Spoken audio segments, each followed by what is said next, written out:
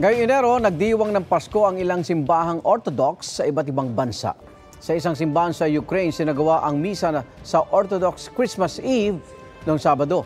Nagdaos din ang midnight mass sa Church of Nativity sa Bethlehem sa West Bank na pinangunahan ng ilang leader ng simbahan. May Christmas Eve service din sa ilang lugar sa Ukraine na kontrolado ng Russia.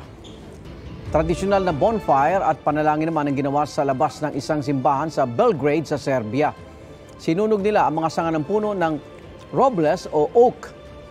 16 na Orthodox Christian nations ang sumusunod sa Julian calendar kung kailan January 7 po idinaraos ang kanilang Pasko.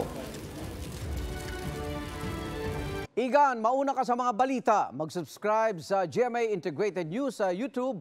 Sa mga kapuso abroad, subaybayan nyo kami sa GMA Pinoy TV at sa www.gmanews.tv.